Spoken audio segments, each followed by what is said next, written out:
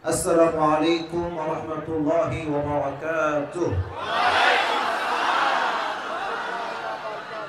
إن الحمد لله نحمده ونستعينه ونستغفره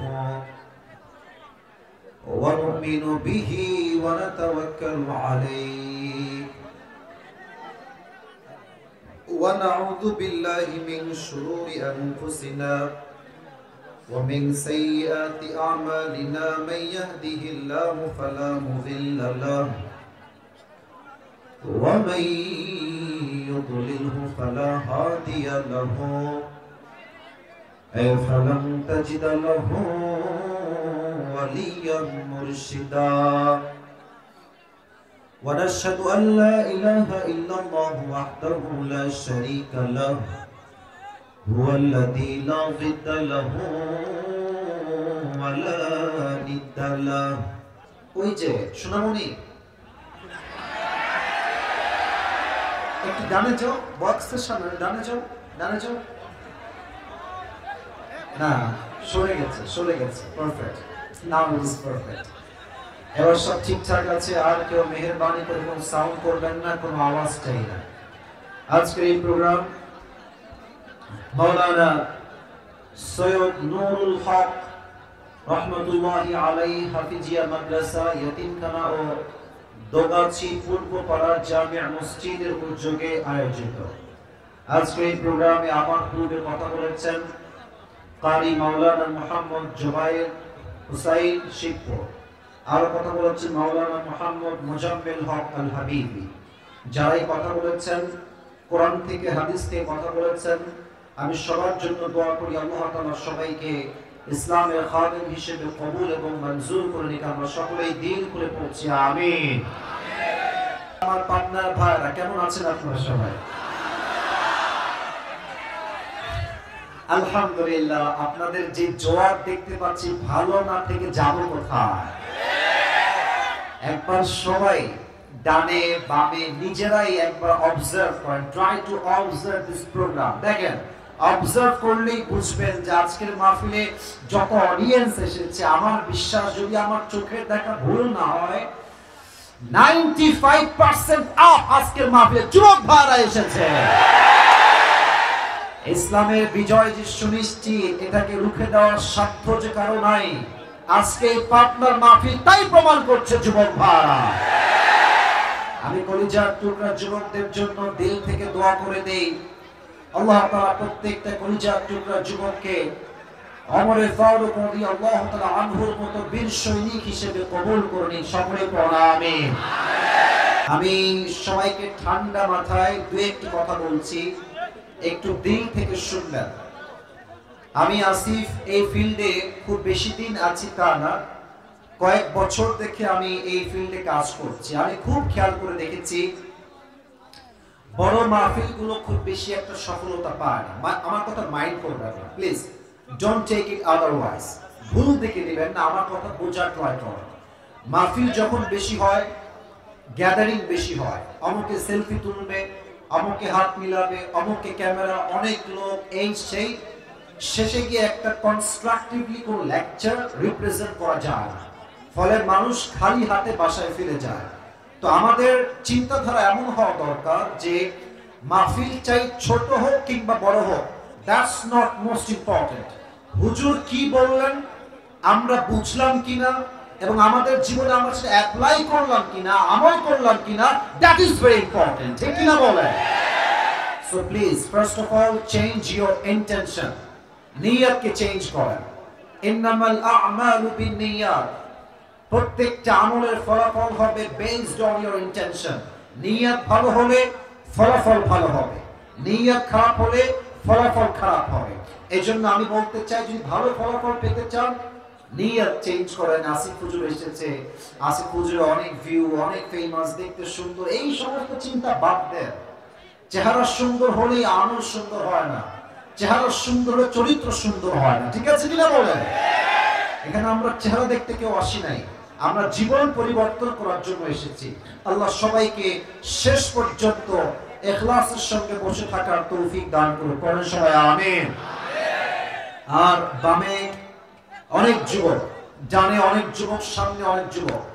আমার ওয়াজের মাঝে কেউ কোনো ক্রাউড করবেন না, কোনো সাউন্ড করবেন না। আমার কথা ছাড়া আমি কোনো বাড়তি কোনো সাউন্ড চাই না। আমি চাই আজকের মাহফিলটা এখানেই শেষ হবে না, এটা আগামীকাল পুরো দেশে একটা ঐতিহাসিক মাহফিল হয়ে থাকবে। চাই কি চাই না? পরিবেশটা সুন্দর চাই সকলের থেকে। সবাই একটা কাশি দেন, একটা তাকবীর দেন সবাই মিলে, লিল্লাহি তাকবীর। আমি ভূমিকায় আমি আমার মাতৃভূমিকে নিয়ে কিছু বলতে চাই, এন্ড দেন আমি আমার মূল আলোচনার সেন্ট্রাল থিম বা সাবজেক্ট ম্যাটারে ফিরে যেতে চাই। আর একটা কথা বলতে চাই, 12টা পর্যন্ত ওয়াচ হবে, এর বাইরে আমি ওয়াচ করব না। এটা আমার সিস্টেম, এটা আমার নিয়ম। 10:45 এসেছি, 12টায় শেষ হবে। হয়তো 12:10 বা 15 অনেক অ্যাভারেজ বাঁচতে পারে, সর্বমোট 1.5 ঘন্টা সব মিলিয়ে হতে পারে। যদি ওয়াজের মাঝে কেউ উঠে যায়, ও লুঙ্গি টাইনা ধরে বসায় দিতে হবে, খুলে যেন না যায়। নরমালি টান দিবেন যেন কেউ উঠে যেতে না পারে। রাজি আছেন তো সবাই ইনশাআল্লাহ? বলেন সবাই, আমাদের দেশের নাম কি?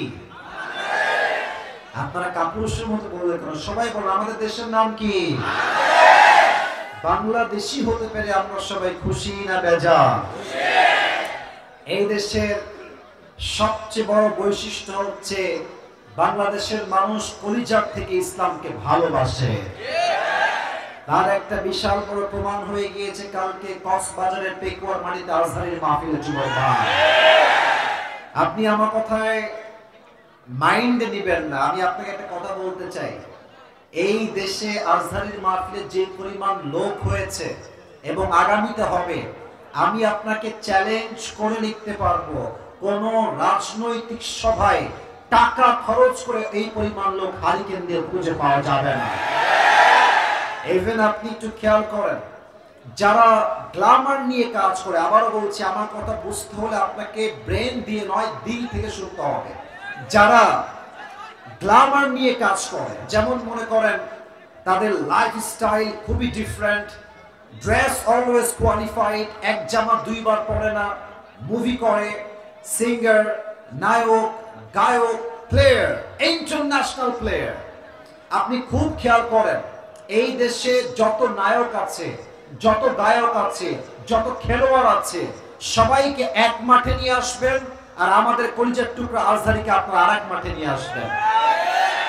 আমি আসিফ উইথ 100% গ্যারান্টি দিয়ে, এফোর্ট দিয়ে বলতে পারি, ওখানে থাকবে 100 সেলিব্রিটি, আর আজহারী থাকবে আরেক মাঠে। ওদের চাইতে 95% লোক আজহারী মাহফিলে বেশি হবে। অতএব এটাই প্রমাণ স্পষ্ট ভাষায়, ইসলামের মতো সুন্দর ধর্ম, কোরআনের মতো আর কোন কিতাব পৃথিবীতে আর কিছু হতে পারে না। ঠিক কি না বলেন?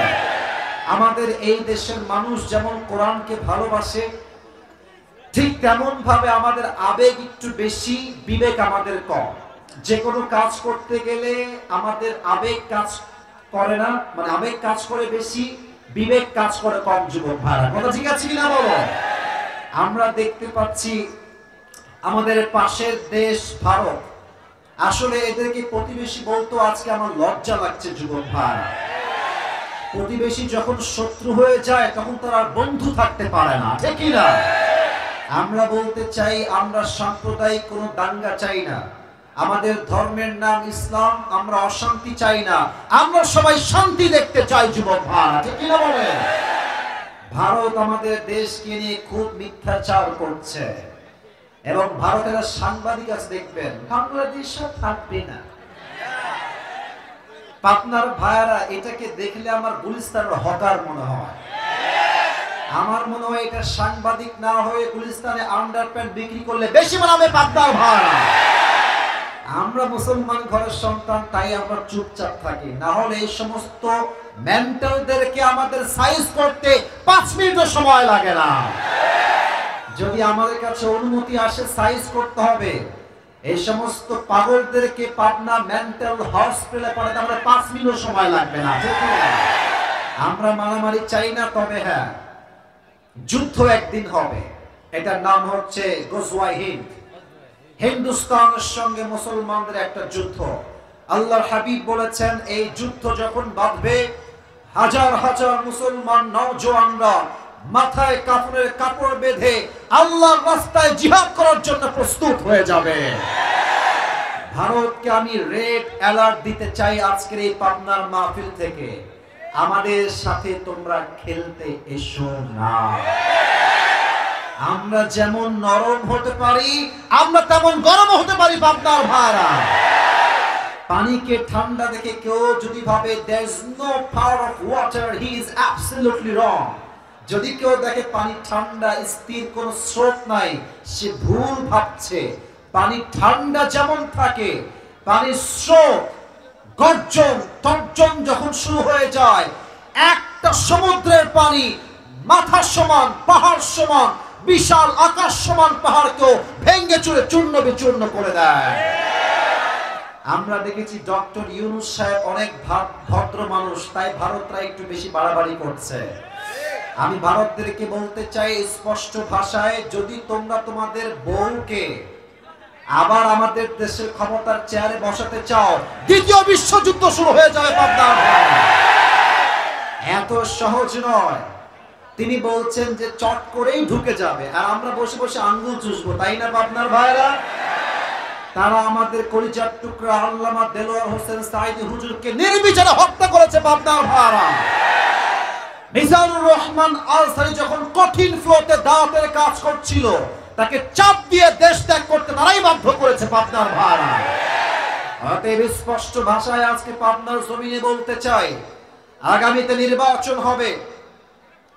আমরা স্পষ্ট ভাষায় বলছি, আগামীতে আমাদের প্রধানমন্ত্রীত্বের চেহারা রকম নারীর ক্ষমতা দেখতে চাই না।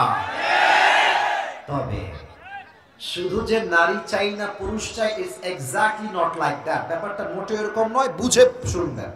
আমি চাই আগামীতে নির্বাচন হবে, এমন একজন প্রধানমন্ত্রী আমাদের দেশে নির্বাচিত হবেন, হি শুড বি মেল, তাকে পুরুষ হতে হবে। পাশাপাশি সেই পুরুষ কেমন যোগ্যতা সম্পূর্ণ পুরুষ হতে হবে, যেই পুরুষ একই টাইমে প্রধানমন্ত্রী হবেন এবং তার যোগ্যতা এতটা হাইলি কোয়ালিফাইড হবে, তিনি প্রধানমন্ত্রী হওয়ার পাশাপাশি জাতীয় মসজিদ বাইতুল মুকাররমে দাঁড়িয়ে জুমার খুতবা দেওয়ার যোগ্যতা রাখবে পাবনার ভাই।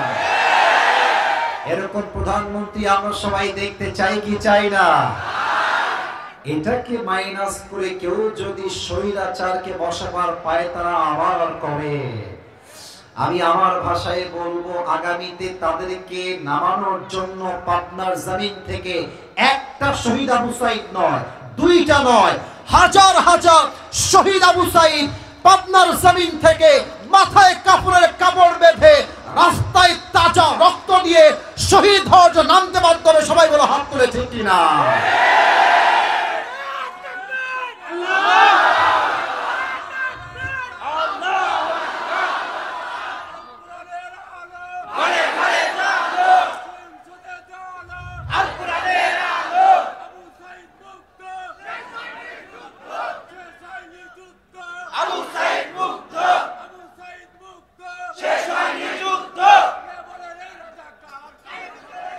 মাশাআল্লাহ, আমার প্রিয় ভাই বসেন, প্রিয় ভাই বসেন।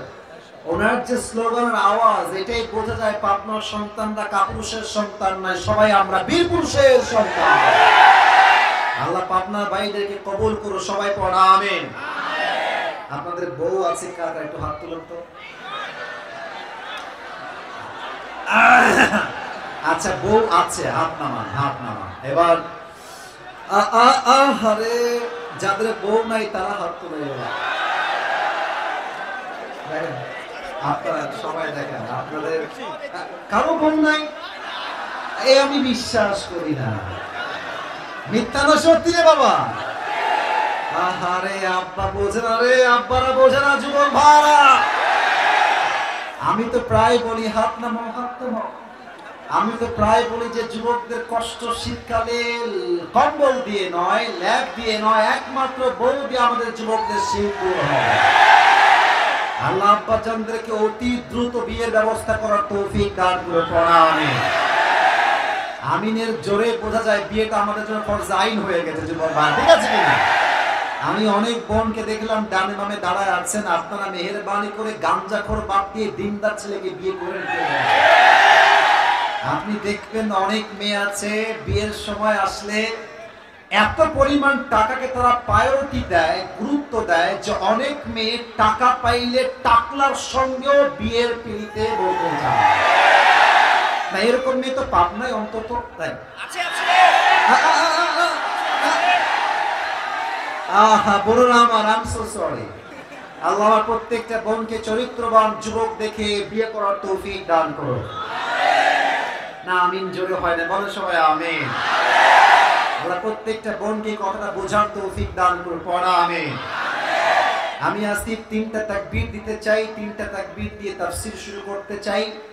প্রথম তাকবীর দিবেন আমার প্রিয় বিবাহিত ভাইরা, দ্বিতীয় তাকবীর দিবেন আমার প্রিয় সিঙ্গেল ভাইরা। I would like to test everyone who is more powerful. কার শক্তি কত বেশি আজকে আমি চেক করতে চাই। বিবাহিত ভাইরা একটা কাশি দেন। গায়ে জোর আছে বিবাহিতরা, টু বি অনেস্ট গায়ে জোর আছে। আচ্ছা বিবাহিত ভাইরা দিবেন, সিঙ্গেল ভাইরা কিপ কোয়াইট, কিপ সাইলেন্ট, চুপ থাকেন। বিবাহিত ভাইরা তাকবীর দেন, লিল্লাহি তাকবীর, আল্লাহু আকবার। ওরে বাবা রে বাবা, কোটি আসলাম রে বাবা। আচ্ছা এবার আচ্ছা ঠিক আছে, তাকবীর, আল্লাহু আকবার। থামেন থামেন, সিঙ্গেল হেরে গেলে তো আমার সহ্য হবে না। আচ্ছা সিঙ্গেল ভাইরা তোমরা কাশি দাও। সর্বনাশ, দেখা যাক কে পারে। তোমরাই নাম্বার দিবা। আমার বামেও স্যার, ডানে স্যার সবাই বসে আছে। সিঙ্গেল ভাইরা, it's time for the single people, let's try together. সবাই মিলে ট্রাই করছি, লিল্লাহি তাকবীর। বিবাহিত ভাইরা, আই এম সো সরি।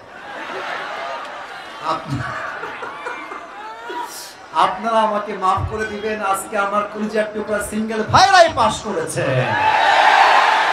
এবার সবাই মিলে একটা তাকবীর দিবেন এমন জোরে যে তাকবীরের ঠেলায় আমি স্টেজ ভেঙে নিচে পড়ে যাব।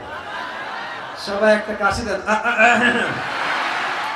আর কোনো মজা নয়, সিরিয়াস মনে আসেন। বাঘের বাচ্চা আমরা, বীর পুরুষের বাচ্চা আমরা, বিড়ালের বাচ্চা নয়, সিংহের বাচ্চা আমরা সবাই। নারে তাকবীর, আল কোরআনের আলো, সাউন্ড কি রে ভাই? আমি তো গত মাস থেকে মাহফিল শুরু করছি, প্রায় 3 মাস হয়ে গেছে। এমন সাউন্ড তো পাওয়া খুবই মুশকিল পাবনার ভাইরা। Amazingly well appreciated. আবার দে, আল কোরআনের আলো,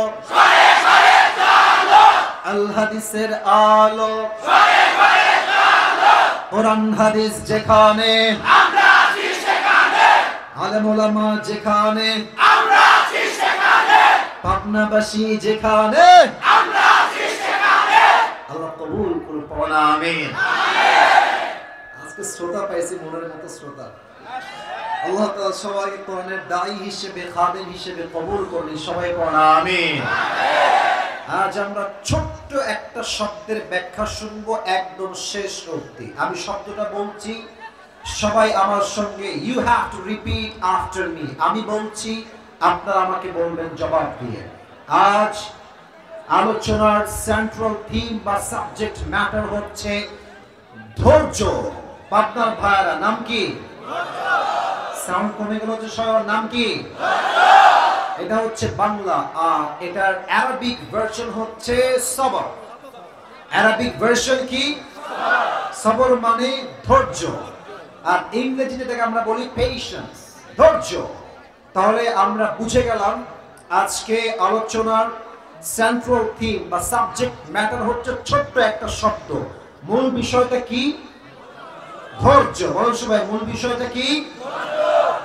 পরিবেশ যা দেখতে পাচ্ছি, আশা রাখা যায় ডিপ কথা বললেও অনেকে বোঝার চেষ্টা করবেন। আমি আবার বলছি, বড় মাহফিলে অর্জন কম হয়, আমরা আজকে অর্জন বেশি চাই। লোক বেশি হয়েছে, আসিফ হুজুর এসেছিল, অনেক যুবক আসছে, এটা দিয়ে জান্নাত পাওয়া যাবে না।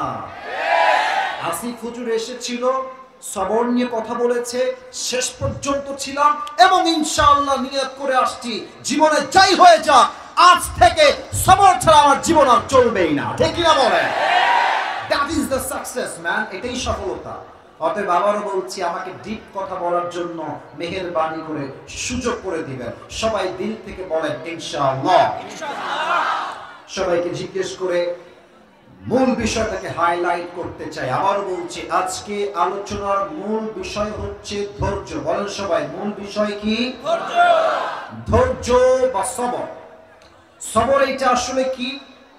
আমি সবর নিয়ে ফুল টাইম স্টাডি করে যা যা পেয়েছি, আমি আমার জায়গা থেকে সর্বোচ্চ ইনফরমেশন দেওয়ার I will try my best.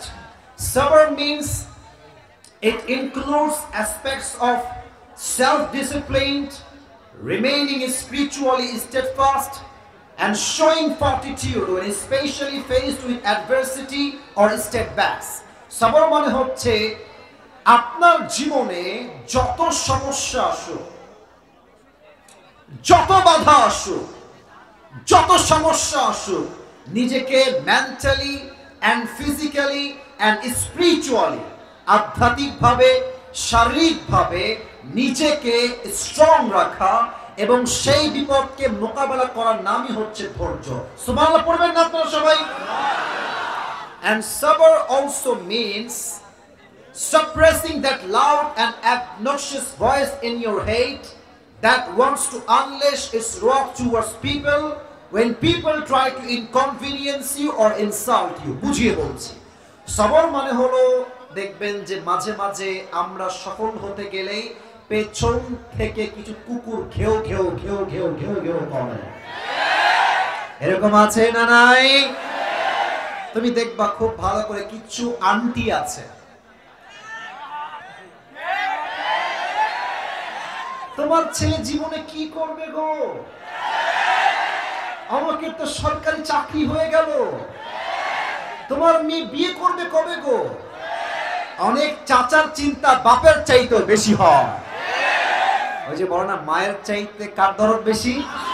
মাসির দরদ বেশি। চাচা যান, আপনাকে আমার যুবকদেরকে নিয়ে চিন্তা করতে হবে না, আপনি আপনার চরকায় তেল দেন, যুবক তার ক্যারিয়ার নিজেই বানায় ফেলবে। যুবক ভাই, সবর মানে হচ্ছে যে যত যাই বলুক আমি স্ট্রং থাকবো, কিসি কি বাত সে মুঝে কোই পরোয়া নেই হ্যায়। মাথায় রাখতে হবে, কারো মন্তব্য আমার গন্তব্য ঠেকাইতে পারবে না। সবর ইজ লাইক দ্যাট, যত যাই আসুক আমি আমার কাজ করে যাব। 2 নাম্বার কথা। এন্ড থার্ড, এটাই শেষ, তারপর আমি আয়াতের দিকে যাব। সবর মানে কি? আল্লাহ তাআলা বলছেন, সবর মানে হচ্ছে এমন একটা হাতিয়ার, তোমাকে মানুষ যত কষ্ট দিবে তুমি তোমার রবের কাছে তত বেশি যাবে। তোমাকে মানুষ যত ইনসাল্ট করবে তুমি তোমার রবের তত কাছের বন্ধু হবা। মনে রাখবা, পৃথিবীর যখন তোমার সবাই হাত ছেড়ে দিবে, একমাত্র রব যে তোমার হাতকে শক্ত করে ধরে রাখবে। ঠিক কিনা বলে? এবার আমরা দেখি কোরআন সবরকে নিয়ে কি বলছে। আল্লাহ তাআলা বলছেন, আগে প্রশ্ন করি সবাইকে, পাবনার ভাইরা, আমরা সবাই আল্লাহর সাহায্য চাই কি চাই না? চাই। আরেকবার, আল্লাহর সাহায্য আমরা সবাই চাই কি চাই না? চাই। কোরআনুল কারীমে সূরাতুল বাকারাহ আল্লাহ তাআলা বলছেন, ইয়া আইয়ুহাল্লাযীনা আমানুস্তাঈনু বিস-সাবরি ওয়াস-সালাত ইন্নাল্লাহা মা'আস-সাবিরিন। হে আমার ঈমানদার বান্দারা, যদি তোমরা আল্লাহর সাহায্য চাও, দুইটা বিষয়কে কম্বিনেশন করে চাও, দুইটা বিষয় একসঙ্গে রাখো। এক হচ্ছে ধৈর্য, আর এক হচ্ছে নামাজ। যেই বান্দা ধৈর্য এবং নামাজ দুইটাকে একসঙ্গে করে আল্লাহর সাহায্য চায়, আল্লাহ তাআলা বলছেন, ইন্নাল্লাহা মা'আস-সাবিরিন। Indeed Allah subhanahu wa ta'ala is with the people, those who are patient. এই ধৈর্যশীল বান্দা, তোর সঙ্গে কেউ নাই, আমি আল্লাহ তোকে বললাম, আমি আল্লাহ তোর সঙ্গে আগেও ছিলাম, আজও আছি, আগামীতেও তোর বন্ধু হয়ে আমি আল্লাহ থেকে যাব। সুবহানাল্লাহ পড়ে সবাই আপনারা। এই হচ্ছে ধৈর্য। এবার আমি কিছু ঘটনা বলতে চাই। ঘটনা বললে সবরের কথাটা খুব ভালো করে বুঝবেন আপনারা, এটা আমি আশা রাখছি। আমি প্রশ্ন করতে চাই, অনেকে ভুলভাল উত্তর দিবেন, তাই আগেই সতর্ক করছি, বুঝে শুনে উত্তর দেন। আমার পাবনার ভাই, নবীদের মাঝে একজন নবী, যিনি কোন রিওয়ায়াতে আসছে 12 বছর, কোথাও আসছে 18 বছর তিনি রোগে আক্রান্ত ছিলেন। তার নাম কি ছিল? কে বলতে পারে? আইয়ুব নবী। বলেন সবাই, নবীর নাম কি ছিল? আইয়ুব আলাইহিস সালাতু ওয়াস সালাম। 18 বছর তিনি রোগে আক্রান্ত। একটা সেকেন্ড, মুহূর্তের জন্য তিনি কখনো আল্লাহকে বলেন নাই যে আল্লাহ, তুমি কি দুনিয়ার কোনো মানুষ পাইলা না? আমি কি একমাত্র মানুষ যাকে তুমি কষ্ট দিলা? না। আইয়ুব কি বলছে? আমি কোরআন থেকে কোট করা ট্রাই করছি। আইয়ুব আলাইহিস সালাতু ওয়াস সালাম বললেন, আল্লাহ ওয়া আইয়ুবা ইয নাদা রাব্বাহু আন্নী মাসানি আদ-দুররু ওয়া আনতা আরহামুর রাহিমিন। ও আল্লাহ, আমি হলাম ক্ষতিগ্রস্তের স্বামী, আমি হলাম বিপদগামী মানুষ, আমি আমার কষ্টের ভেতরে আছি।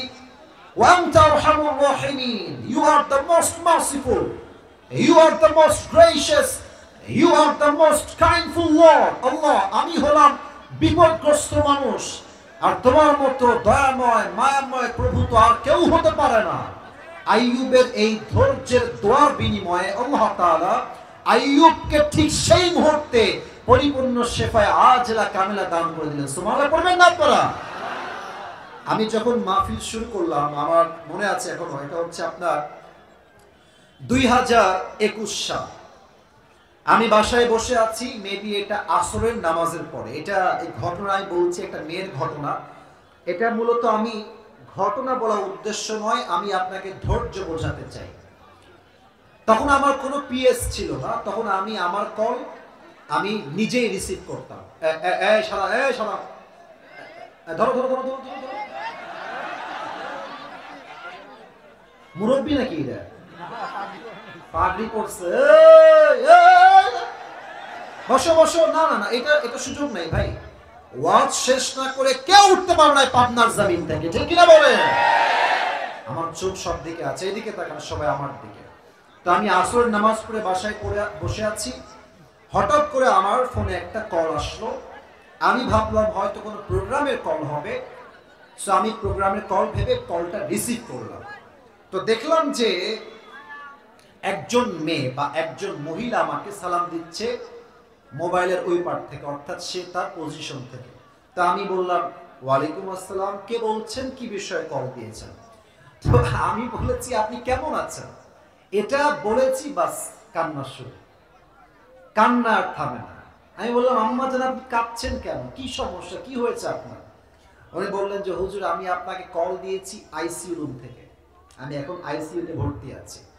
এটা শুনে আমারও মানে আবেগ কাজ করলো যে আইসিইউ থেকে আমাকে কল দিয়েছে।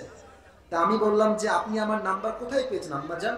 তো উনি বললেন যে আমি আপনার নাম্বার ইউটিউবে পেয়েছি, সেখান থেকে আপনাকে আমি কল দিয়েছি। তো আমি বললাম, বলেন যে আমি আপনার জন্য কি করতে পারি? তো উনি বললেন, আপনার ওয়াজ শুনে আমি আবার জীবন পাবার একটা আশা ফিরে পেয়েছি। আমাকে ডাক্তার বলেছে আমার বাঁচার আশঙ্কা বেশির চেয়ে বেশি আর 7 দিন। আমার পাবনার ভাইরা কয়দিন? ডাক্তার বলেছে, বাট ডাক্তারের কথা সত্য নয়। আল্লাহ চাইলে মানুষকে বাঁচায় রাখতে পারে কি পারে না?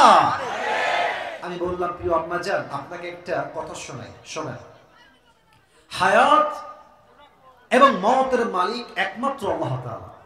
ডাক্তার যদি বলে যে অমুক রোগী বাঁচবে না, it's not like it is 100% confirmed. It is all about doubt.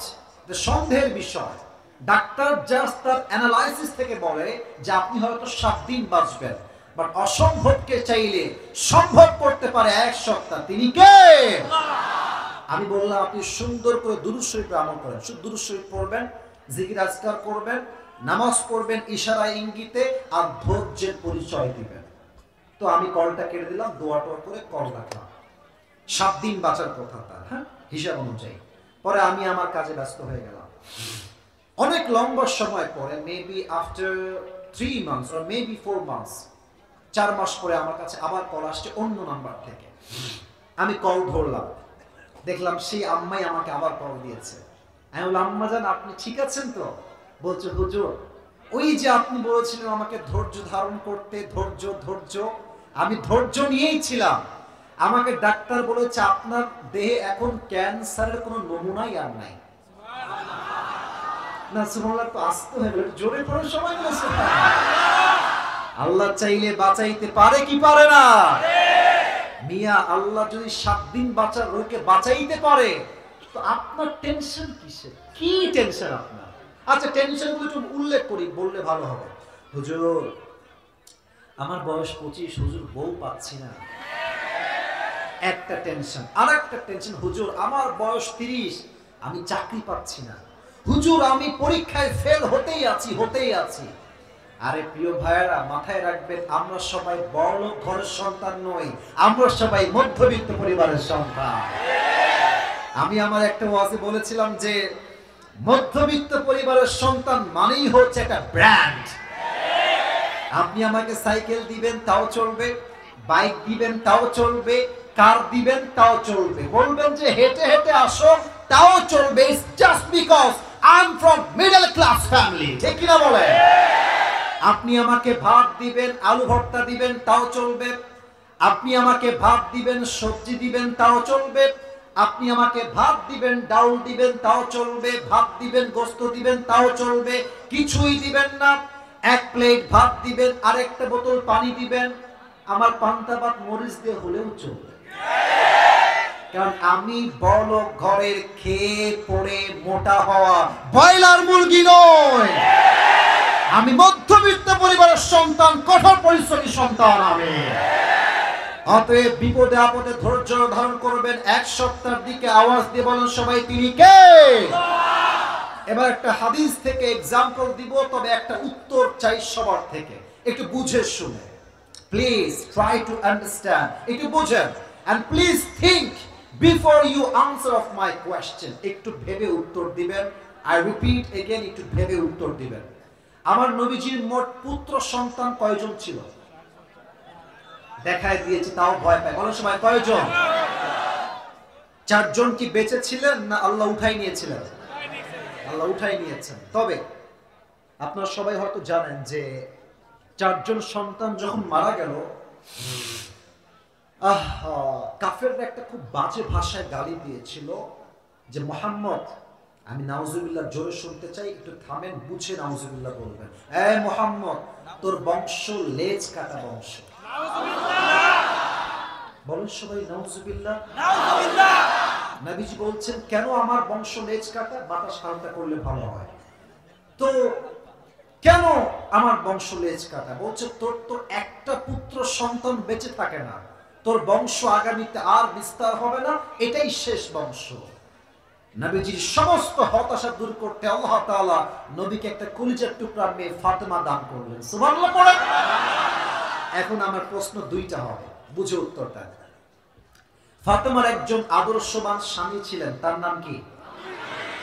Ali রাদিয়াল্লাহু তাআলা আনহু। আচ্ছা, আর একটা শেষ প্রশ্ন। ওনাদের বংশ থেকে 2 জন সন্তান জন্মগ্রহণ করেছিল, এক হচ্ছে হাসান আর এক হচ্ছে আবার বলেন, এক হচ্ছে হাসান আর এক হচ্ছে হুসাইন। আমি বলতে চাই যে অভাব আসলে আপনি কি করবেন? টাকা নাই, চাকরি নাই, ব্যবসা নাই, পরীক্ষায় পাস হচ্ছেন না, বাসায় পুরো মাসে একদিনও গরুর গোশত রান্না হয় না, কষ্ট আমাদের বুকে লাগে কি লাগে না বলেন? লাগে। একদিন আলী ডাক দিয়ে বলছে, ফাতেমা, 3 দিন যাবত বাসায় কোনো চাল নাই, ডাল নাই, ভাত নাই, কিছু নাই, আমরা 3 দিন যাবত ভাত খাই নাই, অনেক ক্ষুধার্ত আমরা, এই ক্ষুধার যন্ত্রণা আমার দ্বারা আর সহ্য হচ্ছে না, হে ফাতেমা যাও, বাবার কাছে যাও এবং কিছু চেয়ে আমাদের জন্য নিয়ে আসো। ফাতেমা বলছেন, ঠিক আছে আলী, আমি যাচ্ছি, যা পারা যায় আমি গিয়ে চেয়ে নিয়ে আসবো। এবার ফাতেমা রাদিয়াল্লাহু তাআলা আনহা বাড়ির থেকে বের হয়ে গিয়েছেন নবীর দরবারে। নবী করিম সাল্লাল্লাহু আলাইহি ওয়াসাল্লাম ডাক দিয়ে বলছে, ফাতেমা তোমার কি হয়েছে? ফাতেমার 2 চোখ দিয়ে অশ্রু ঝরছে, আব্বা জান আমি বড্ড অভাবে আছি, আতিনি শাইআন, আমাকে কিছু একটা খাবার দেন যেন আমরা সবাই খেয়ে পড়ে বাঁচতে পারি। নবীজি বলছে, ও আচ্ছা, চাল ডাল ভাত নাই তোমাদের বাসায়? কয়দিন যাব? বলছে 3 দিন যাব। আমার নবীর যে কি আদর্শ, কি সিস্টেম, কি শিক্ষা, আমি আপনাকে কেমনে বুঝাই আমার প্রিয় পাবনার ভাই। নবীজি বলছে, ফাতেমা হ্যাভ আ সিট, বসো। আব্বা জান কি হয়েছে বলেন? নবীজি এবার একটা পরীক্ষা নিচ্ছেন, এক্সাম অফ সবর, ধৈর্যের পরীক্ষা। বলছে, ফাতেমা একটা প্রশ্ন আছে তোমার জন্য। বলেন আব্বা জান কি প্রশ্ন? বলছে তুমি তো খাবার চাও, খাবার আমার কাছে আছে, তবে তোমাকে আমি দুইটা অপশন দিব, এক 5টা বকরি, আর একটা হচ্ছে 5টা দোয়া। পাবনার ভাড়া 5টা বকরি 5টা, আমি উত্তর পাই সব পাই নাই, 5টা বকরি 5টা দোয়া। Which option you want select, তুমি কোনটা চাও? ফাতেমা বুঝে গেছে আব্বাজান আমার ধৈর্যের পরীক্ষা নিচ্ছে, বলছে আব্বাজান বকরির দরকার নাই, 5টা দোয়া শিখাইলে আপনার মেয়ে খুশি হয়ে যাবে। সুবহানাল্লাহ। নবীজি বলছে পড়ো আমার সাথে, আপনারা পড়ো। যদি দু একজন উঠে যায়, মনে রাখবেন কপাল পুড়লেই মানুষ মাহফিল থেকে উঠে যায়। আর সত্য কথা হচ্ছে আসিফ হুজুরের মাহফিলে সবাই ওয়াজ শুনতে আসে না, অনেকে আসিফ হুজুরের চেহারা দেখতে আসে। আমি স্পষ্ট ভাষায় বলছি, আমাকে দেখতে আসছেন, আপনি আসলে কোনো সওয়াব পাবেন না। আর যারা আল্লাহর জন্য আসছেন, প্রত্যেকটা বাক্যে বাক্যে আপনার আমলনামায় সওয়াব জমা হয়ে যাবে, ঠিক কিনা বলেন? যদি কেউ উঠে যায় দেখবেন যে কপাল পুরো উঠছে, কপাল পুড়ে গেছে, ওইটা কিছু বলার দরকার নাই। এদিকে তাকান, এখনো যা দেখতে পাচ্ছি 98% লোক বসে আছে, এটাই প্রমাণ পাবনার মানুষ কোরআনকে কলিজার থেকে ভালোবাসে, ঠিক কিনা বলে? নবীজি বলছে পড়ো তুমি আমার সাথে, আপনারা পড়বেন। ইয়া আউয়ালাল আউয়ালিন, আমার সারার আওয়াজ বেশি আপনারা চাইতে, কি ব্যাপার যুবক ভাই এত আসতে কেন? ইয়া আউয়ালাল আউয়ালিন, ইয়া আখিরাল আখিরিন, ইয়া যাল কুওয়াতিল মাতিন, ইয়া রাহিমাল মাসাকিন।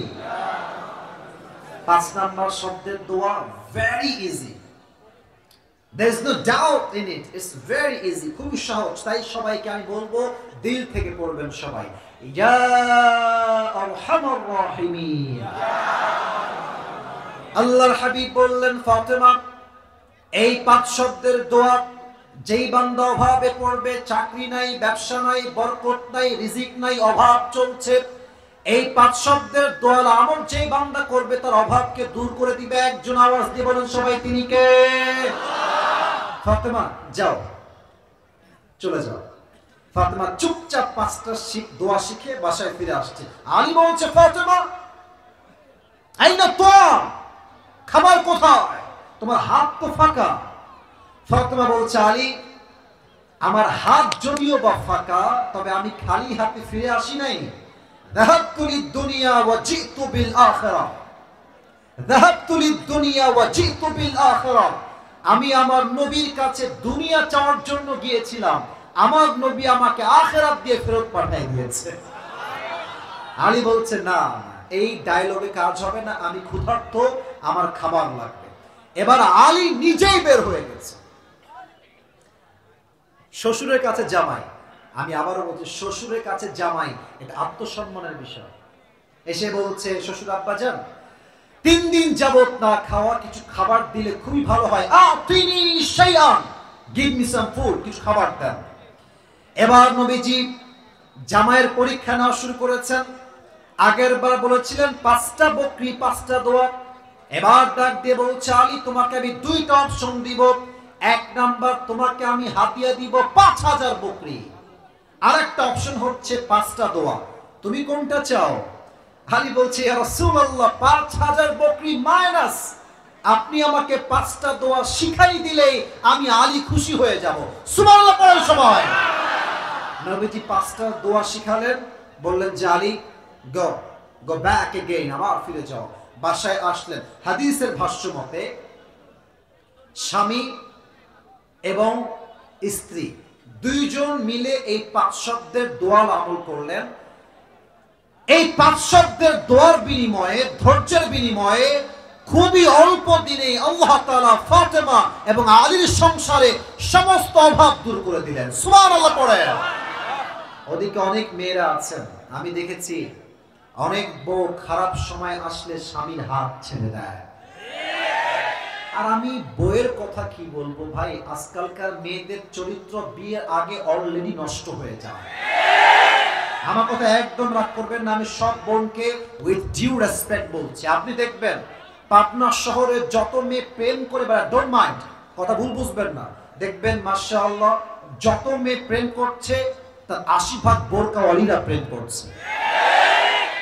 হাতে মোজা, পায়ে মোজা, মুখটাও হিজাব দিয়ে নিকাব দিয়ে ঢাকা। আপনার ভাইরা বলেন বলেন বলেন বলেন, দেখলে মনে হবে यार ये तो अभी कभी जन्नत से भाग के दुनिया में आई है, ये तो कन्फर्म जन्नती है यार माशाअल्लाह। কিন্তু আমি যখন দেখি আমার প্রিয় বোনরা হিজাব পরে নিকাব পরে পার্কে বাদাম খাচ্ছে আর প্রেম করছে, मेरे जहन में एक ही बात होती है और वो बात ये है, উপরে ফিটফাট ভেতরে পুরোটাই সদর ঘাম। আল্লাহ এই মেয়েদেরকে হেদায়েত দান করুন, পড়েন সবাই আমিন। আমাকে এক ছেলে সেই দিন, না আপনারা তো রাগ করবেন, বলা যাবে না এখন, না বলা যাবে না, কল দিয়েছে, বলছে হুজুর একটা মাসলা আমাকে সমাধান দেওয়াই লাগবে।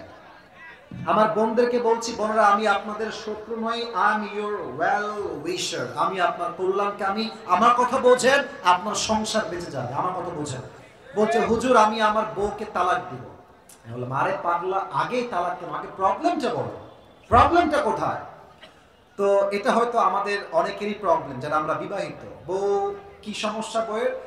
বলছে যে আমার বউ ডিমান্ড খুব বেশি, আইফোন 13 থাকলে 14 চাই, 14 থাকলে 15 চাই, 15 থাকলে 16 চাই।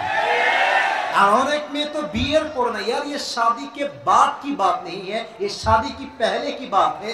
অনেক মেয়ে জাস্ট একটা আইফোন 16 প্রো ম্যাক্স পাওয়ার জন্য কক্সবাজার পর্যন্ত চলে যায়। এই সমস্ত মেয়েদেরকে হেদায়েত দান করুন, পড়েন সবাই আমিন। আমাকে বলছে হুজুর আমার বউ একটা কথাও শোনে না, খালি চাই চাই চাই চাই। তো আমি বললাম প্রিয় ভাই খুল খুল খুল, কাম যাও, থামেন, আগেই ডিসিশন নেবেন না।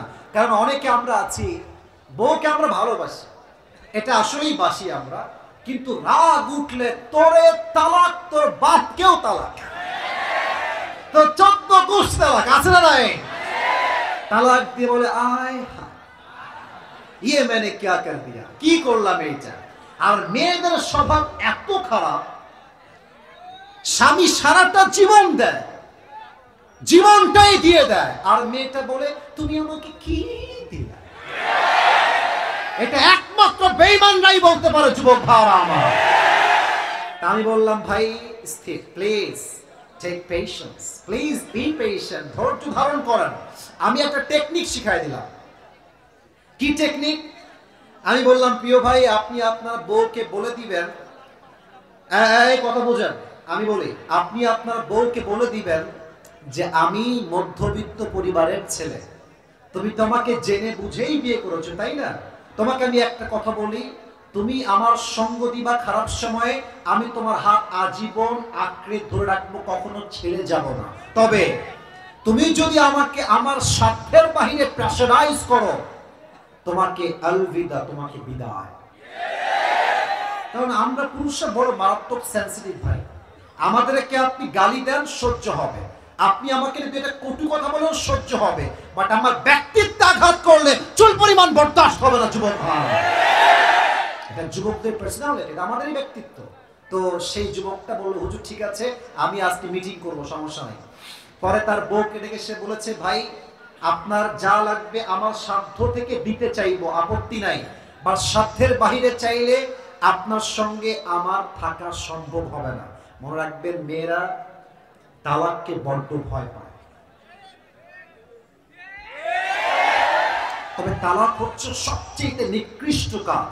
আর আমি বিশ্বাস করি এই দেশের 90% পুরুষ বউকে তালাক দেয় শখে নয়, বাধ্য হয়ে তালাক দেয় যুবক ভাই।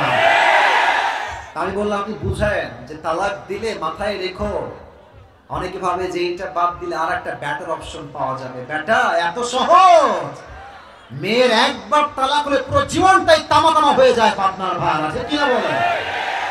তো এক সপ্তাহ পরে আমার কাছে আবার কল আসলো, বলছে হুজুর আমার বউ তো ভালো হয়ে গেছে হুজুর, আমাকে তো আর কিছুই চায় না। আমি বললাম এটাই ইসলাম, ভালোবাসার সময় ভালোবাসা, শাসনের সময় শাসন করলে বউ মানবে না, মানে বউয়ের 14 গোষ্ঠী মানতে বাধ্য হবে, ঠিক কিনা বলেন। তবে আগেই তালাক দিবেন না, একটু ধৈর্য ধারণ করবেন। আল্লাহ সবাইকে বোঝার তৌফিক দান করুন, পড়েন সবাই আমিন। আমার সময় আছে মাত্র আর 5 মিনিট, আমার 15 মিনিট সময়কে আমাকে দেওয়া যাবে না ইনশাআল্লাহ? আপনারা প্রমাণ করেছেন আপনারা আমাকে দেখার জন্য নয়, একমাত্র আল্লাহর জন্য আপনারা মাহফিলে আসছেন, ঠিক কি না বলে? আমি একটা ছোট্ট ব্রেক চাই হাদিস বলার পূর্বে। সবাই একটা কাশি দেন, সবাই 2 হাত তোলেন, সবাই একটা ব্রেক দিচ্ছি, সবাই 2 হাত তোলেন। পাবনার ভাইরা আমি যা বলবো আমাকে তাই বলতে হবে। বলেন সবাই হুজুর। এটা পাবনার সাউন্ড হয় নাই, বলেন সবাই হুজুর। আমরা পাবনার ছেলে, আপনাকে ওয়াদা দিলাম। ডান থেকে সাউন্ড খুবই কম, বলেন সবাই ওয়াদা দিলাম। আজ যেহেতু আমরা ওয়াজ শুনেই ফেলেছি, আজ আমরা কেউ দোয়া শেষ না করে বাসায় ফিরে যাব না। বলেন সবাই দিল থেকে ইনশাআল্লাহ। এখন যদি কেউ উঠে যায়, আল্লাহর হাবিব বলেছেন লা ঈমানা লাহ লিমান লা আমানা লাহ, যার কথা ঠিক নাই তার ঈমানের ঠিক নাই। Now the decision is totally yours. সিদ্ধান্ত আপনার। কেউ যদি উঠে যায় মুনাফিকের কাতারে শামিল হয়ে যাবেন। মাত্র 15 মিনিট সময় দেওয়া যাবে না ইনশাআল্লাহ? একটা তাকবীর দেন সবাই, লিল্লাহি তাকবীর। এবার বলেন তো আমার প্রিয় নবীজির বউ ছিল মোট কয়জন? 11 জন। বলেন সবাই কয়জন?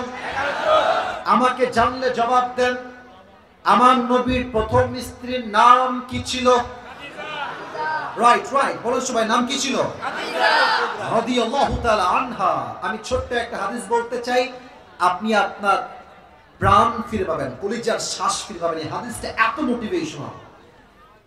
খাদিজা রাদিয়াল্লাহু তাআলা আনহা এমন একজন মেয়ে যার 3টা স্বামী পরপর মারা গেছে। কয়জন? একজন মেয়ের একটা স্বামী মরলে মেয়েটা এতটা হতাশ হয় যে মাঝে মাঝে মেয়েরা সুইসাইড পর্যন্ত করে ফেলে, ঠিক কিনা বলে? তো 3 জন স্বামী মৃত্যুবরণ করার পরে খাদিজা তাকাররার খাদিজা আন্নাহা লাম তাতাজাওয়াজ মাররাতান উখরা, উনি নিয়ত করলেন আল্লাহ তাআলা যতক্ষণ পর্যন্ত আমাকে একজন চরিত্রবান যুবকের সন্ধান না দিবে, I will never ever get married again in my life, আমি আর জীবনেও বিয়ে করব না। তো তিনি একদিন ঘুমিয়ে আছেন। এই হাদিসের কিন্তু ব্যাখ্যা আছে, বুঝে শুনলেন। খাদিজা ঘুমিয়ে আছেন। এখন কি দিন না রাত? কথা কোন, দিন না রাত? আচ্ছা, রাতের মাঝে একটা রাত আছে, নাম হচ্ছে আমাবস্যার রাত। নাম কি শুনছেন আপনারা? আমাবস্যার রাতে কি অন্ধকার কম হয় না বেশি হয়? বেশি হয়। অন্ধকার, ঘুটঘুটে অন্ধকার রাত। উনি স্বপ্ন দেখছেন যে অন্ধকার রাতে আকাশে একটা চাঁদ উঠেছে। পাবনার ভাইরা কি উঠেছে? বলুন সবাই কি উঠেছে? উনি চাঁদের দিকে তাকিয়ে অবাক হলেন, চাঁদের আলো এতটা বেশি। আমাবস্যার অন্ধকার রাত, চাঁদের আলোতে পুরোটাই আলোকিত হয়ে গেছে। সুবহানাল্লাহ। কিন্তু মূল কথা কি, উনি দেখলেন যে চাঁদটা, এদিকে চুপ থাকো, এই বাবু বাবুরা, এই যে একদম চুপ, কলিজার ভাইরা। উনি দেখলেন চাঁদটা, আমার বাম হাত দেখেন, চাঁদটা আকাশ থেকে খাদিজার দিকে নেমে আসছে। খাদিজা দেখছে পুরো একটা চাঁদের আলো আমার বুকের দিকে নেমে আসছে। আলোর ছটায় স্বপ্নের মাঝেই ঘুম ভেঙে গেছে, স্বপ্ন পরিপূর্ণ হয় না। উনি উঠে অস্থির হয়ে গেছে যে আমি এটা কি স্বপ্ন দেখলাম, ব্যাখ্যা কি হতে পারে। তার চাচার নাম হচ্ছে ওয়ারাকা বিন নাফেল। তিনি একজন পাদ্রী ছিলেন, তার পেশায় প্রফেশনালি তিনি একজন ধর্মীয় গুরু ছিলেন, খ্রিস্টানদের ধর্মীয় পাদ্রী। দরতিয়াস, চাচা আমি আমার স্বপ্নে দেখলাম বিশাল লম্বা চাঁদ আমার দিকে তেড়ে আসছে, ভেঙে আসছে, এই স্বপ্নের ব্যাখ্যা কি হবে? বললেন তুমি একটু থামো, আমি ব্যাখ্যা করতেছি। তো তিনি তাওরাত এবং ইনজিল খুললেন স্বপ্নের ব্যাখ্যা খোঁজার জন্য। ব্যাখ্যা করে বলছে, Khadija good news, good news for you, তোমার জন্য বিশাল বড় একটা সুসংবাদ। বলছে যে কি সুসংবাদ? বলছে তোমার জন্য শেষ নবী তোমার স্বামী হিসেবে আল্লাহ তাআলা কবুল করেছেন। সুবহানাল্লাহ পড়বেন না আপনারা? না সুবহানাল্লাহ জোরে হলো না, জোরে বলে সুবহানাল্লাহ। কোন মেয়ে যদি জানতে পারে শেষ নবী আমার স্বামী হবে, ওর কি সুখে আর ঘুম আসে? খাদিজা ওই দিন থেকে আর ঘুমাইতে পারে না, সুখের সন্ধান। কবে আসবে আমার সেই স্বামী যাকে আমি আজীবন স্বপ্নে দেখেছি। দীর্ঘ লম্বা কাহিনী, জাস্ট ইন শর্টকাট ওয়ে বলছি। একদিনের কথা, আমার নবীজি খাদিজার বাসায় বেড়াইতে আসলেন অ্যাজ এ বিজনেস পার্টনার, ব্যবসায়ের একজন সঙ্গী হিসেবে। মূলধন নিবেন, ব্যবসা করবেন, লাভ হবে, খাদিজাকে ফিরাই দিবে, সেই কাজে তিনি আসছেন। আচ্ছা, আপনাদের বাসা টিনের কার? টিনের বাসা কার কার আছে? আচ্ছা হাত নামা, আচ্ছা হাত নামা। আচ্ছা, আমাদের বাসায় অনেকের 2 রুম 3 রুম আছে না নাই? আমি একটু বুঝাই বলি, আমার ডান হাত দেখেন, এটা হচ্ছে 1 নাম্বার রুম। আমি বলছি এইটা 1 নাম্বার রুম, এটা 2 নাম্বার রুম, মাঝে হচ্ছে দেওয়াল। তো দেওয়ালে একটা জানালা অনেক বাসায় থাকে কি থাকে না? কথা না বললে থাকে কি থাকে না? থাকে। তো বিশেষ করে বারান্দায় থাকে। তো নবীজি এসে বারান্দায় বসেছেন, খাদিজাও ফিরে এসেছে। বলছে সেই যুবকটা কি এসেছে যাকে আমরা ডেকেছিলাম? বলছে হ্যাঁ এসেছে। তো বলছে কোথায়? বারান্দায় বসে আছে, আপনি দেখবেন? বলছে হ্যাঁ দেখাও তো আমাকে। তো যখনই জানালার খিড়কি অর্থাৎ কাঠের যেই জানালা আছে খোলা হয়েছে, নবীর চেহারা এতটা নুরানি ছিল, এতটা আলোকিত ছিল, খাদিজা দেখেই বুঝে গেছে এটাই আমার স্বপ্নের সেই যুবক, শেষ নবী। তবে হ্যাঁ, যুবকদের লজ্জা একটু কম আর মেয়েদের লজ্জা একটু বেশি। মেয়েরা চাইলেও প্রস্তাব দিতে পারে না, আর আমাদের চরিত্র একটু বেশি একটা ধারণা। তো অনেকে দেখবেন মেয়ে দেখলে ওখানেই পেছনে লাইন ধরে ফেলে যুবক ভাই, ঠিক আছে কিনা? আর বেশিরভাগ ছেলে পেলে এত বদমাইশ, বন্ধু মেয়ে দেখবে না, বন্ধু না দেখলে কিন্তু মিস হয়ে যাবে। নিজেও লুচ্চা, বন্ধুকে লুচ্চা হতে বাধ্য করে পান্তার ভাই। আল্লাহ এদেরকে হেদায়েত দান করুন, আমিন। তো খাদিজা দেখে কেমনে বুঝলেন? তার চেহারা চাঁদের মতো সুন্দর। আচ্ছা, আমার মুখের দিকে তাকায় কোন পাবনার ভাইরা, আমার মুখে এইটা কি? আমি মাইক হটায় বললাম, বলেন সবাই এটার নাম কি? আচ্ছা, আপনারা আমাকে বলেন তো, আমাকে দাড়ি রেখে দিল থেকে বলবেন আনস্মার্ট লাগতেছে? না না, বলেন সবাই আনস্মার্ট লাগতেছে? খ্যাত লাগতেছে? অনেক মেয়ের দাড়ি দেখলে চুলকায়, বিয়ে করতে চায় না। তুমি ওই স্পষ্ট কথা বলো, পাবনার ছেলে, যেই মেয়ে আমাকে দাড়ি রেখে বিয়ে করতে চায় না, সে আমার বউ হয়তো যোগ্যতা রাখে না পাবনার ভাই। আর যেই মেয়ে আমাকে দাড়ির জন্য বিয়ে করতে চায়, সেই তো আমার বউ হওয়ার যোগ্যতা রাখে। এবার বলেন তো, আমার নবীর মুখে লম্বা লম্বা চাপ দাড়ি ছিল কি ছিল না? ছিল। নবীর মতো সুন্দর যুবক পৃথিবীতে দ্বিতীয় আর কেউ কি হতে পারে? চাঁদের চেয়ে সুন্দর তুমি, নবী আমার কামলিওয়ালা, দো জাহানের বাদশা তুমি, প্যারা নবী সাল্লাল্লাহু আলা, দো জাহানের বাদশা তুমি, প্যারা নবী সাল্লাল্লাহু আলা, চাঁদের চেয়ে সুন্দর তুমি, নবী আমার কামলিওয়ালা। সুবহানাল্লাহ। সময় খাদিজা ভাবছে প্রস্তাবটা কেমন করে দেওয়া যায়, আমি তো তাকে বিয়ে করতে চাই। তো এবার ট্রাই করে তিনি এক কাজ করলেন, তার এক দাসী ছিল, তার নাম হচ্ছে নাফিসা। আপনার ভাইরা নাম ছিল কি? নাফিসা। বলেন নাফিসা, এটা আমার শেষ হাদিস। নাফিসা এদিকে আসো, এসেছে, বলছে এই নাও জামা, এই নাও হাদিয়া, এই নাও খাবার। তো নাফিসা বলছে হঠাৎ করে এত হাদিয়া কেন? কি দাল মে কুছ কালা তো জরুর হ্যায়, ঠিক আছে কিনা বলে। তো নাফিসা বলছে কি লাগবে আপনি বলেন, আমি আপনাকে হেল্প করব।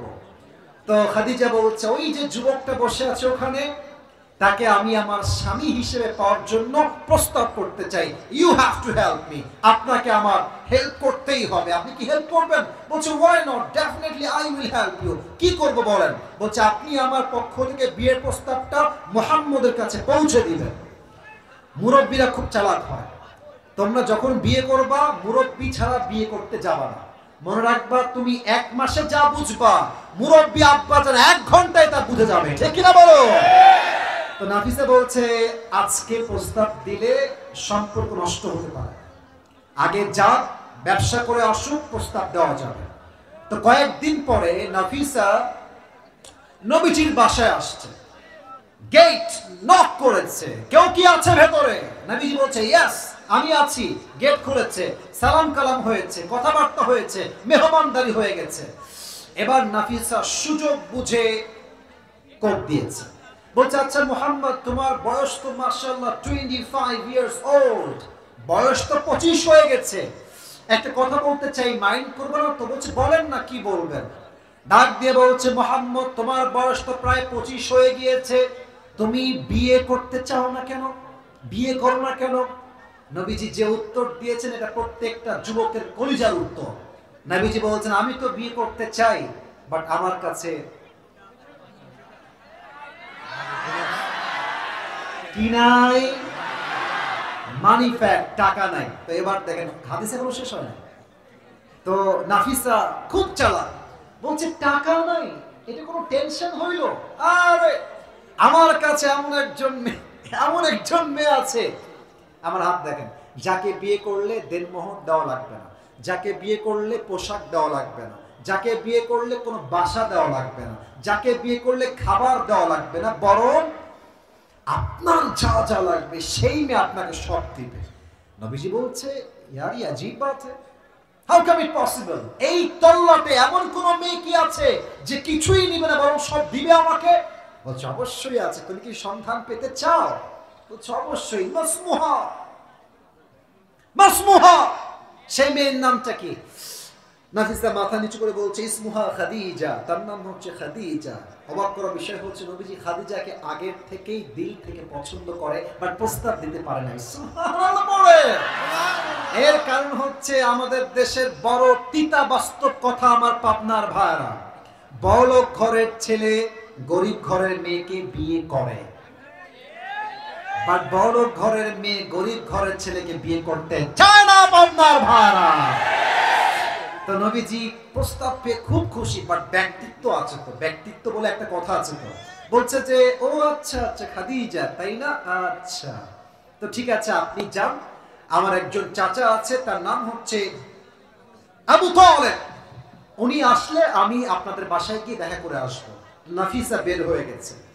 পরের দিন নবীজি আবু তালেবকে নিয়ে খাদিজার বাসায় আসছে, কথাবার্তা হয়ে গেছে। এখন আবু তালেব বলছে খাদিজা তুমি যে বিয়ে করতে চাও তুমি কি শিওর? বলছে হ্যাঁ আমি শিওর।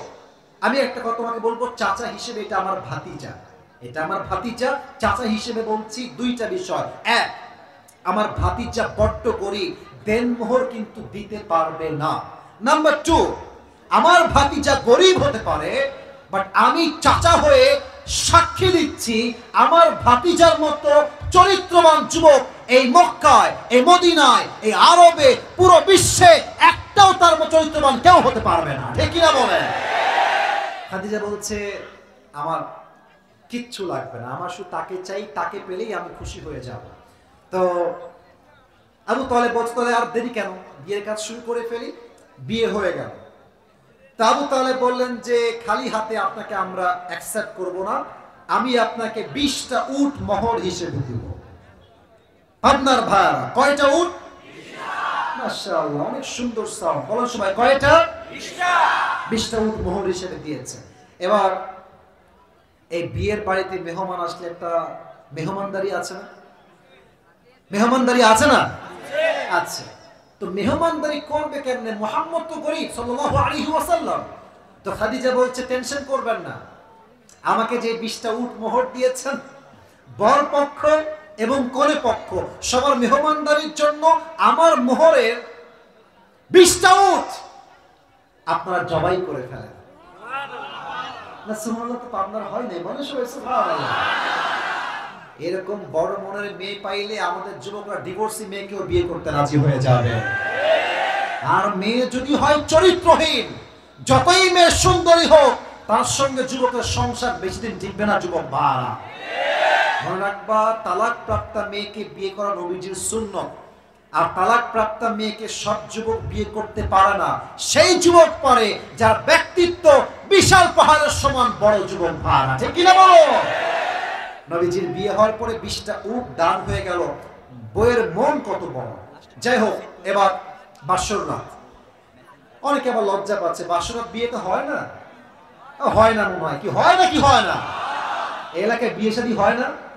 তা বিয়ে না হলে আপনার কই থেকে আসছে? আচ্ছা, বাসর রাত হয়। আমার প্রিয় ভাইরা, লজ্জা পাবেন না, আমি হাদিসটাকে একটু প্র্যাকটিক্যালি বোঝাবার ট্রাই করছি। এটাই আমার হাদিসের শেষাংশ, এরপরে দোয়া হয়ে যাবে। শেষ ভালো যাও, সব ভালো যাক। পেছনে পাইছি আওয়াজ, এদিকে আওয়াজ পাই নাই। Let's try again together. আবার বলছি, শেষ ভালো যাক, সব ভালো যাক, সব ভালো যাক। তো দেখেন, খাদিজা খাটের ডান দিকে বসে আছে, আর নবীজি গেটটা খুলে ঢুকেছেন।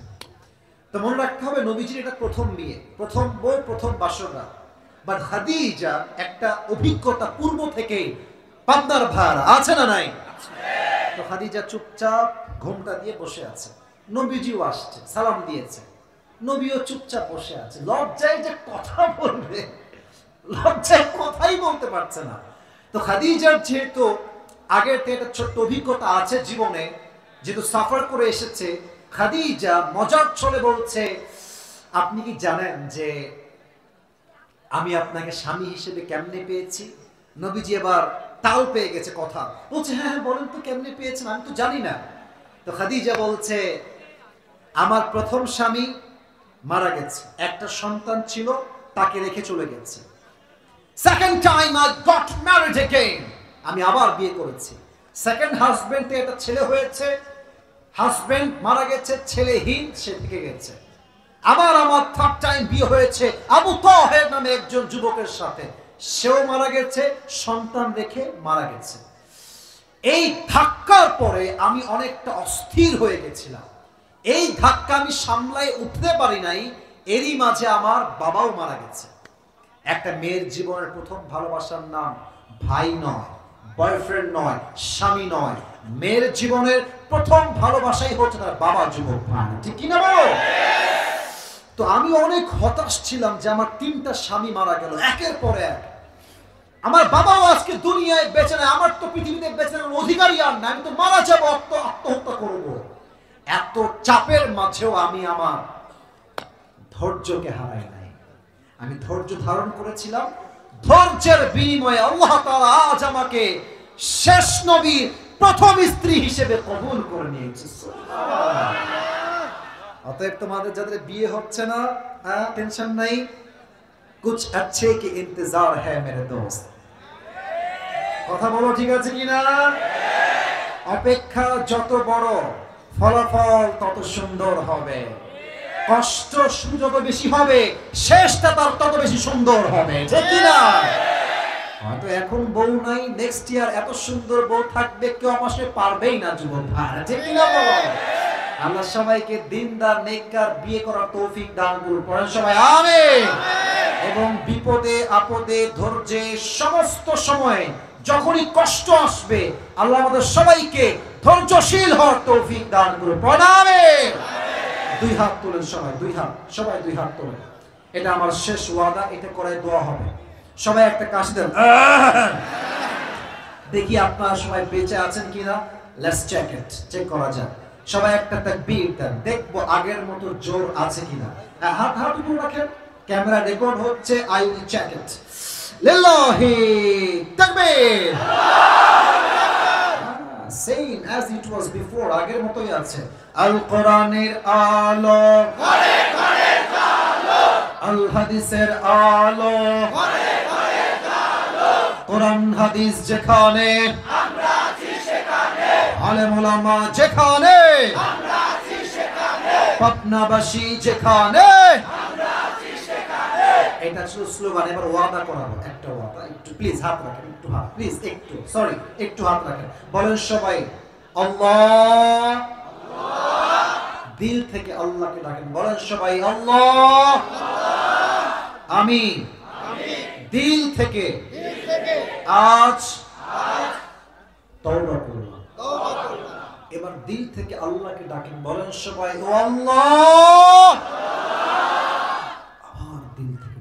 বলেন সবাই ও আল্লাহ, তুমি আমার জীবনের সব গুনাহ মাফ করে দাও।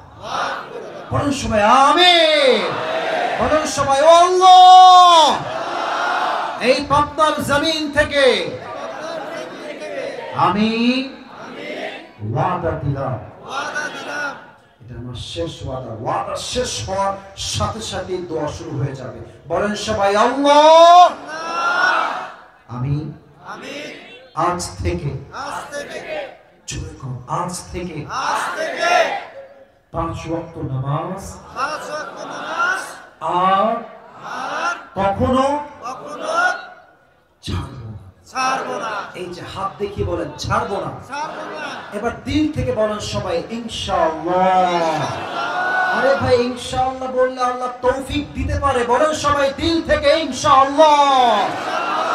আল্লাহ সবাইকে 5 ওয়াক্ত নামাজি বান্দি হিসেবে কবুল এবং মঞ্জুর করুন। আমরা সকলেই দিল থেকে পড়ছি আমিন।